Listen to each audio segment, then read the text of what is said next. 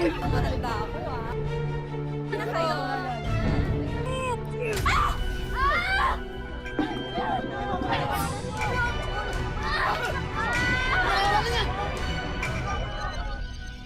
Pag-ibig daw ang isa sa pinakamalaking misteryo sa ating buhay. Kaya nitong maging inspirasyon para gawin ang hindi inaasahan. Kaya nitong baguhin at ituwid ang maling nakagisnan. At dahil din sa pag-ibig, natututo tayong magpatawad kahit pa nasaktan tayo ng sukdulan.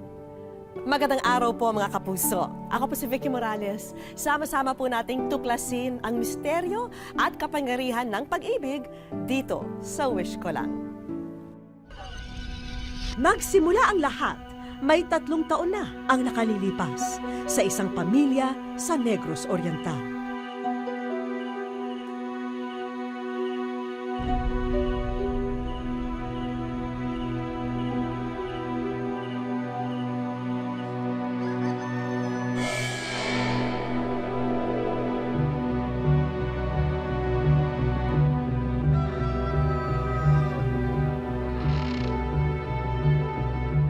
Ernie?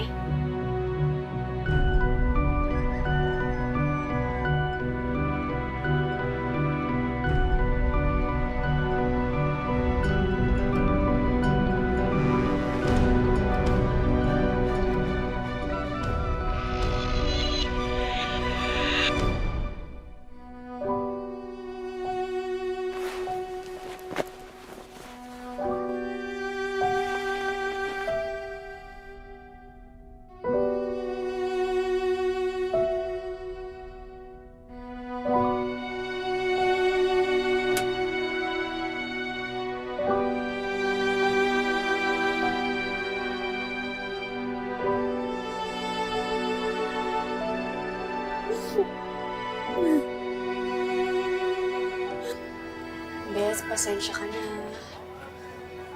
Wala kasi akong mapag-iiwan ng mga bata eh. Ano ka ba, Lovely? Parang mga anak ko na rin tong mga makukulit na to, no? Sininang mo ng bahala sa inyo. Okay? Iiwan niyo po kami, Mama. Kailangan eh.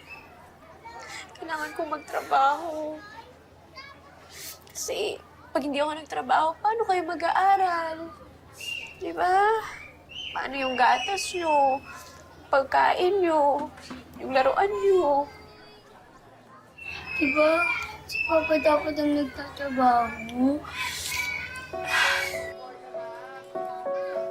Anak, iniwan na kasi tayo ng papa mo eh. Kaya ako na lang. Ako na lang yung magtatrabaho.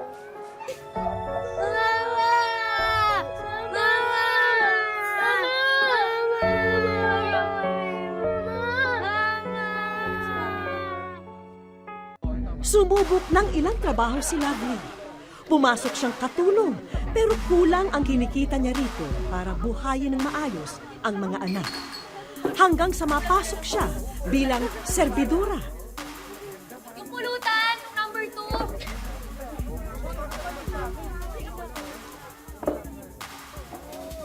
Wala pa?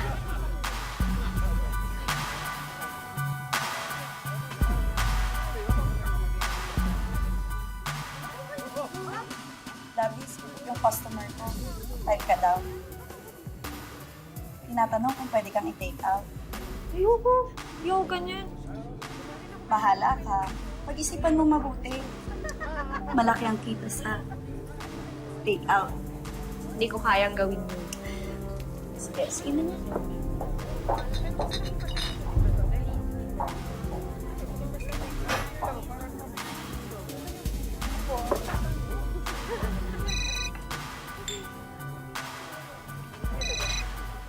Hello, Beth? Hello. Love. Ano kasi? Mataas yung lagnat ni Sheila.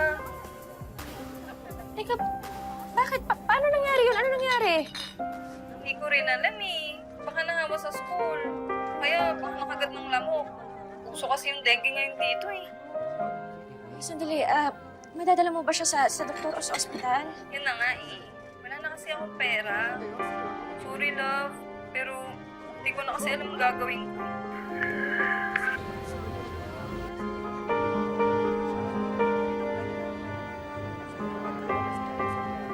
Hindi mo ito kasalanan, Beth. Sige, gagawa ako ng paraan. Dalhin mo siya sa ospital. Magpapadala ako. Ako agad ng pera. O sige, pasensya na ulit, Lovely. Salamat, ah.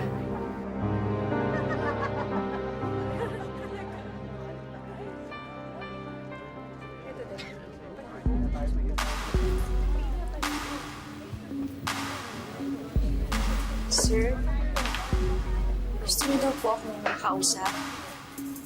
Lovely. Lovely, okay ka na? Dito. Ako ka dito.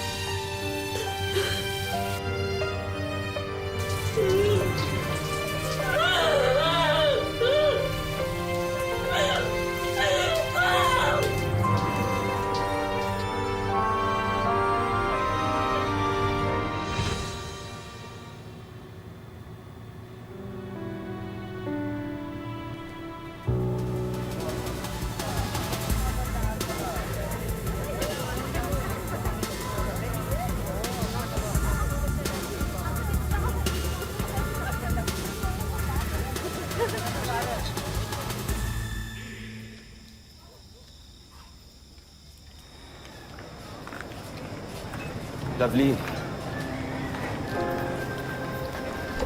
Lovely.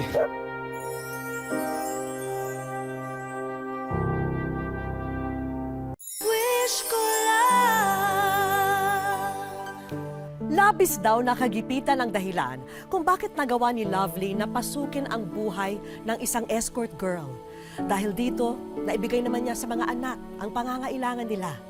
Pero ano kaya ang madarama niya kung magbalik ang taong sinisisi niya kung bakit nalihis na rito ang buhay niya? Lovely.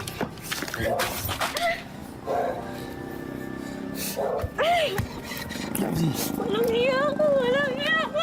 Lovely. Sandali. Kasabi mo ako. Ano? Kasabi mo ko nagbago na ako. Pangako nagbago na ako, Lovely.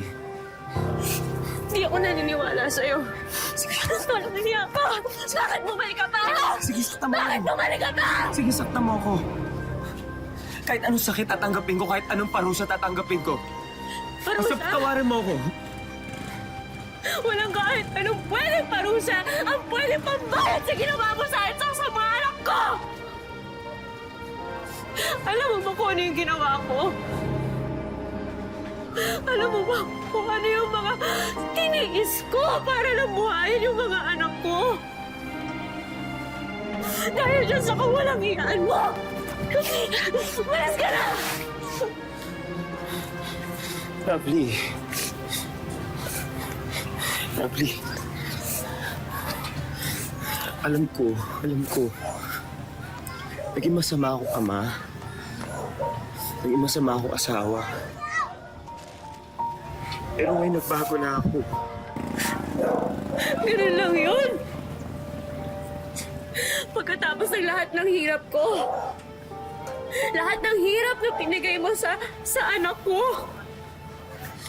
babalik ka na lang dito at sasabihin mo, patawarin kita.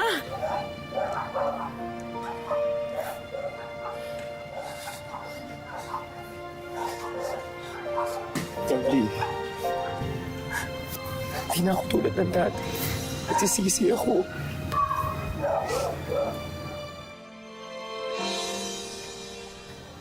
Pa, ilang pinggan pa ilalagay ko? Siyempre, 4.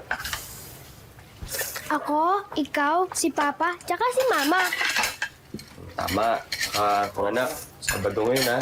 Sabay-sabay tayo mag-aalmusal pag uwi ni Mama. Oh, tapos na to. Jun, abot naman ng dilataw. Taba gusto mo? Saka na pala. Mama! Saka pa, hindi pa naliligo. Hindi mo kay si Mama? Ako, baho ko pa. Di pa ako naliligo. Kain na po tayo, Ma! Halika na, kain na nga Kain tayo. Ito. Ano ba tong niluto ng papa mo?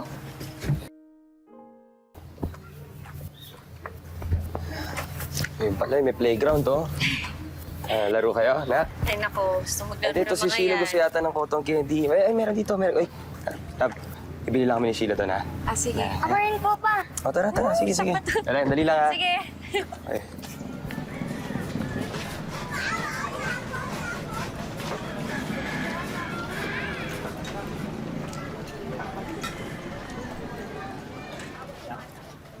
Lovely! Parang masyado kang lang gumaganda ngayon, ah. Sorry, pero hindi ako yung pangalan na tinatawag mo. Masyado ka naman. Kakalabas lang natin last man, ah. Hindi na ba ako natatandaan? Love, Ay, bakit? Anong problema? tara, uwi na tayo. Halika. Dali! Bang asawa mo? Pare, swerte mo. Magaling sa kama, misis mo. Ernie! Ernie, wag! Ernie! Huwag yung sinabi mo. Babaso si asawa ko. Hoy, ano? Bakit ko babawiin? Ha? Bakit? Kasalanan ko ba na hindi mo alam na po ang asawa mo?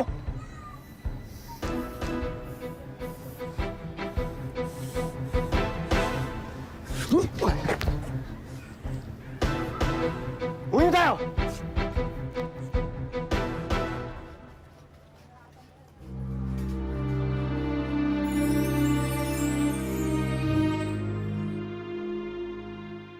Wish ko lang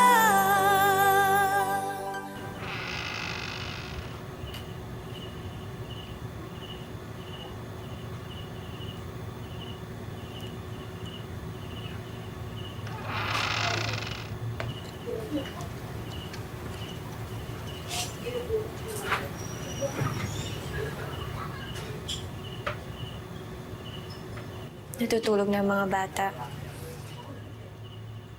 Sasaktan mo ako. Murahin mo ako. Sumbatan mo ako kung gusto mo. Sabihin mo nang marumi akong babae.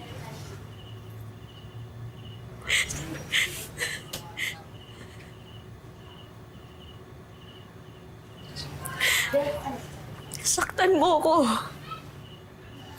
Lahat gawin mo na.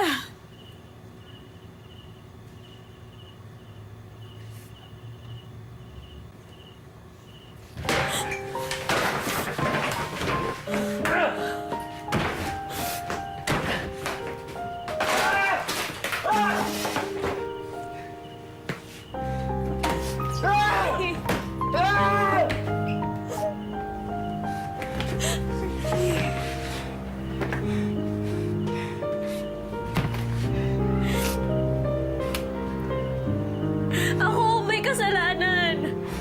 Ano? Kasalanan ko to. Kung naging mabuti ako asawa, kung naging responsable ako ama, kung hindi ako nalulung sa droga,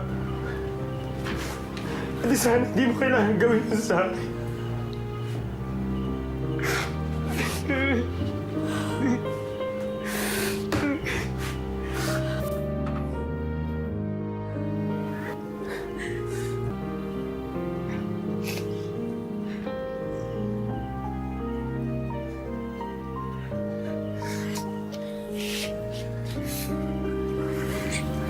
Salamat.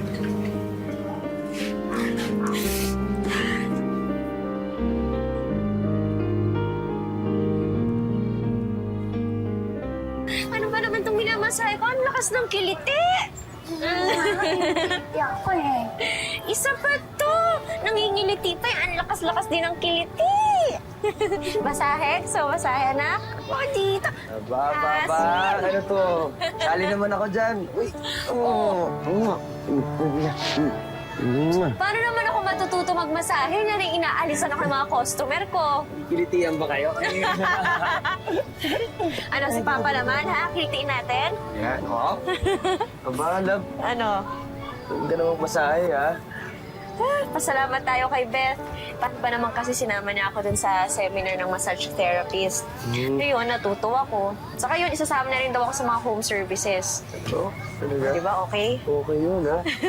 Tsaka, love, ako naman, meron na akong trabaho. Magsisimula na ako sa susunod na Lunes, construction. Totoo? Kaso, sa Cebu eh. Sa Cebu yung location namin. Cebu, bakit naman ang layo? Oo nga eh. Bali, buwan-buwan na yung uwi ko. Pero, okay lang ba sa'yo? Okay lang. Basta mag-iingat ka dun, ha? Oo. Saka tatawag ka lagi. Kaya mo, ngayon lang yan. Layo-layo naman nun. Ano, saan ang pilitin? Wala akong bilitin.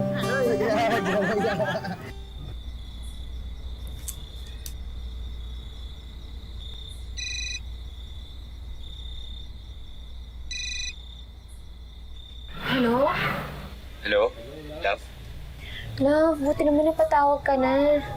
Kagaling na kasi dito ni Mang Lito eh. Alam mo na, naniningil na ng renta. Kapag hindi pa tayo nakabayad sa susunod na linggo, papalayasin niya tayo dito. Ha? Yun din nga yung dahilan kaya ako nakitawag dito eh. Nagka-problema tong ginagawa namin eh. Pinatigil kami ng barangay dito, walang trabaho. Kaya wala din kaming sasahurin. Lovely. Po? Sorry po, sir. Marami lang po kasi akong iniisip. Sabi ko naman sa'yo, tawagin mo lang akong Rafael eh. Sorry, Rafael. Oh, sir, tapos na po. Rafael. Hindi rin isang kaibigan. Pwede mo na siguro sabihin sa akin kung anong problema mo. Mukhang mabigat ang pinagdaraanan mo, napansin ko eh. May problema lang po sa bayad sa renta. Kano ba kailangan mo? 3,000 lang po. Yun lang pala.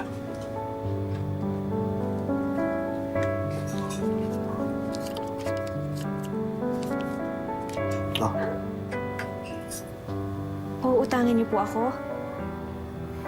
di ba magkaibigan tayo? Bayaran mo na pag nakaluwag ka. O pwede mo rin ibawas pag nagpamasahe ako sa'yo. Salamat po. Salamat po talaga.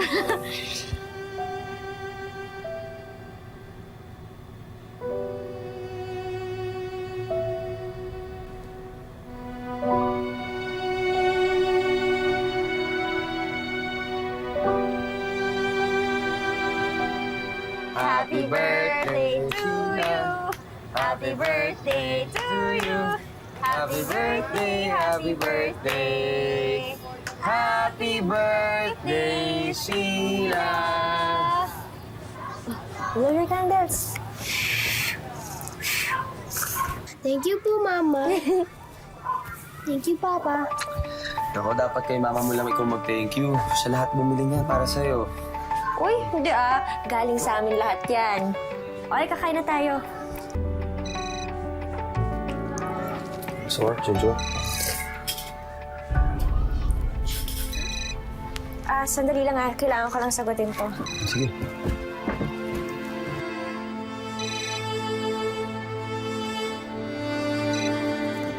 Hello, love. Oh, kumusta ang birthday party dyan? Nagustuhan ba ni Sheila yung regalo kong birthday cake? Bakit ka ba tumatawag? Ano naman magkasama kami ni Ernie, di ba? Ganun? Andiyan na naman yung walang silbi mong asawa. Ay, nako. Sabi ko sa'yo, hiwalayan mo na yan. Kaya naman kitang buhayin na maayos eh. Pati mga anak mo. Ilang beses ko bang kailangan sabihin sa'yo na hindi ko iiwan ang pamilya ko para sa'yo? Alam mo naman hanggang kama lang yung relasyon natin, di ba? Wala nang higit doon. Ganun. Pagkatapos mo kong hut-hutan, nakaangat ka na sa buhay, bayad na utang mo, ganyan lang, iiwan mo ko? Ha? Ganyan lang? Ayoko na, Rafael. Goodbye.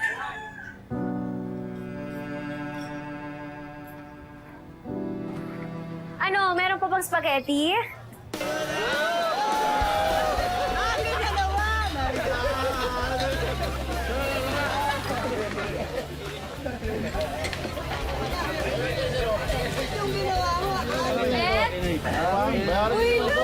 Pasensya ka na.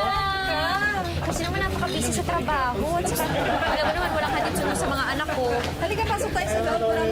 Ano ba? Ano bang meron?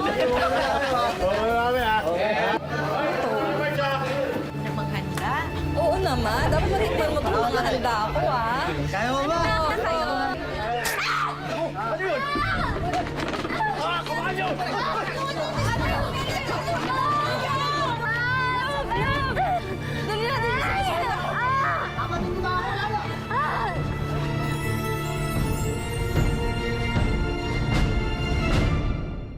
Wish ko lang.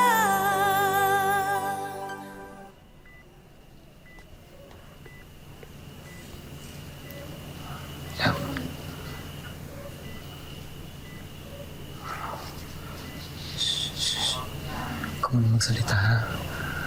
Tama na. Masama yan sa'yo. Pero sabi ng doktor, mabuti naman na malayo ko na sa peligro. Si Rafael, wala na siya. Nakakulong na. Inamin ni Rafael na nagkaroon kayo ng relasyon. Huwag ka na umiyak, ha? Kaya na. Masama yan sa'yo. Hinintay ka na ng mga bata sa bahay. Pero love, hindi ako galit sa'yo. Galit ako dun sa taong gumawa nito sa'yo. Pero sa'yo, hindi.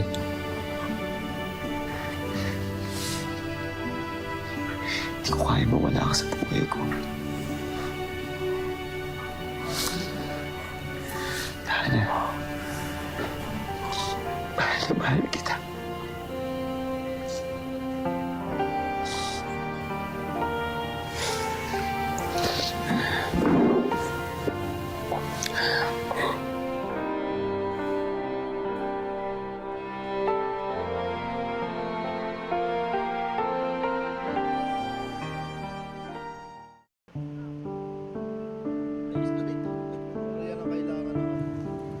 Siya si Lovely.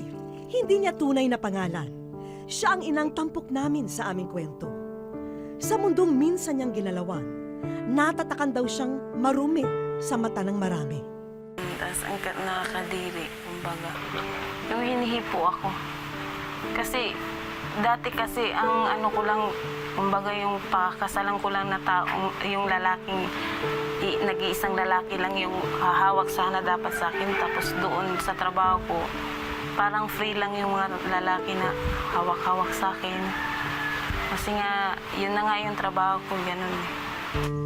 Pero piniling sikmurain noon ni Lovely ang lahat. Wala na kasi siyang makapitan nang iwanan silang mag-iina ng asawa. Ang inspirasyon ko yung dalawang anak ko talaga. Siya kapit din sa Panginoon. Dahil kailangan nila ako eh. Yun na lang yung pinangahawakan ko. Parang ang liit-liit ko. Kumbaga yung parang inaapakan na yung pagkatao ko para lang. Oh.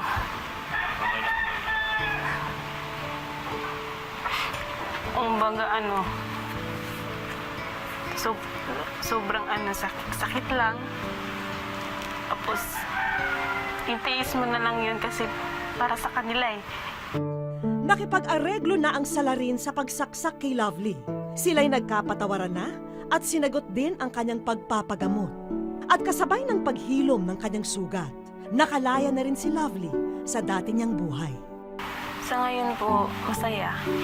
Parang kontento na ako kung ano meron ako. Tapos, hindi na ako umangad kasi dati po umangad pa ako ng ano-ano pa eh.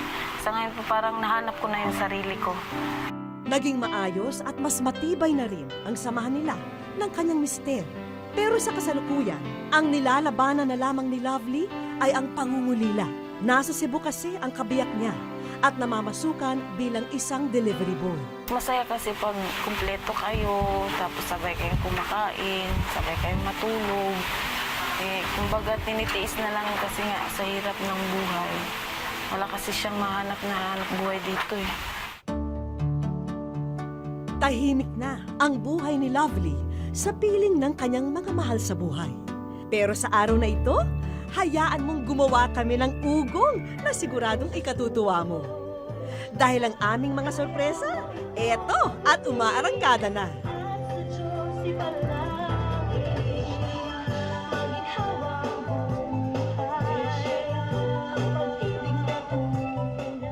Literal na nagulantang si Lovely sa sasakyang papalapit sa kanila. Oh my God! Siya lang alam ko yun!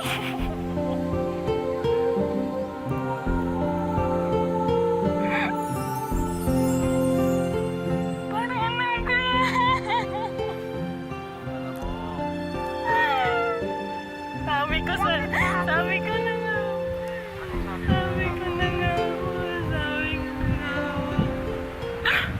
At hulaan nyo kung sino ang taong bumaba sa sasakyan.